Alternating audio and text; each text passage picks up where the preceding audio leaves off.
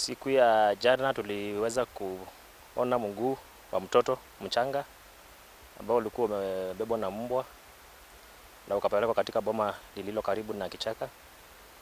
Hapo ndipo tulipigia polisi simu kujia hiyo mguu. Sasa baada ya hapo tukakuwa tunajaribu kutafuta kama kunaweza kuwa na miili iliyo katika hiyo kichaka. Tuliweza kupata miili mbili ambayo ni mama na mtoto mkubwa ikiwa imeuawa na ikatupwa mahali. Chini ya hiyo miili kulikuwa na sehemu nyingine ya mwili ambayo ni ya mguu, ilikuwa imekulwa na sijui ni mbwa. Alafu chini yake kulikuwa na skull of an head of a human being. Na baada ya hapo wanapolisi wakaona miili na wakasema lazima kuna miili mingine. Sasa sisi kama wananchi tunahuzunika sana, tuna huzuni mwingi, tunahofia sana. Tunaishi kwa hali ya kuhofia katika hii sehemu yetu, kwa sababu hatujui hao watu walikuwa wameuawa kwa nia gani wakatupwa hapa. Hatujui pia kama ni watu wa hii area ambapo hakujaripotiwa mtu yeyote ambaye amepotea. So inamaanisha ni kama walikuwa wanachukuliwa sehemu, wanauawa kutoka sehemu fulani alafu wanakuja kutupwa hapa. So sisi kama wananchi tunaomba serikali, hatujaridhika, tunaomba serikali ikuje ifanye uchunguzi wao kama kutapatikana na miili mingine ambayo tunatarajia kuonekana, kwa sababu hiyo mguu ilikuwa mtoto na mtoto alikuwa fresh. So tunaomba serikali ikuje ichunguze kama kutapatikana na miili mingine ama kijulikane ni kiini gani ambayo kilichangia watu kuja kutupa hapa. Miili nikakuta mama na mtoto mwingine alikuwa anawekwa hapo kwa tumbo anakaa hivi. Mama alikuwa hana nguo, lakini alikuwa amemwakiwa acid. Ilikuwa acid. Na kukawa na hii mkuu nyusu ilikuwa pande ile imetupwa hapo kando kidogo ya hiyo kichaka.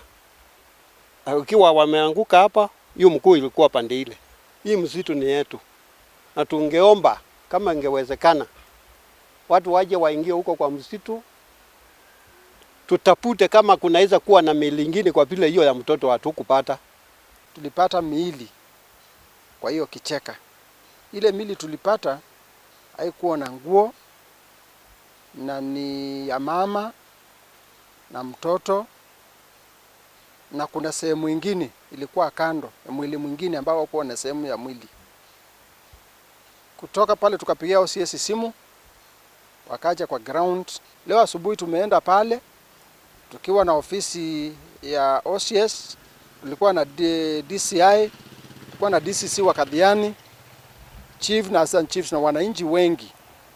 Kufika pale tulisaidiana na wao, tukaenda tukachukua miili na ikabebwa, tukaweka kwa gari ya polisi, tukapeleka Kadhiani, ikapelekwa Kadhiani Hospital mortuary, uchunguzi ukiendelea. Tupata miili mitatu, mbili ya mama na moja ya mtoto msichana, na mwili ingine imekuwa vipande ambaye hatungeweza kuestablish ni wa kiume ama ni wa kike. Mili zote zimepelekwa Kadhiani sub county ikiendelea na uchunguzi na watu wa CID. Let all make sure that our area is safe. Let them give us information whenever they see any kind of suspicious motor vehicle at night. Let them report. They should not, because security is for everybody. We need everybody to secure his area. And then especially we have the chief, we have the Nyumba Kumi, they should give information. And also as police, we'll patrol, we'll make sure that we'll be patrolling. And all the vehicles that are seen at night should be stopped and searched to confirm where they are going and what they are carrying.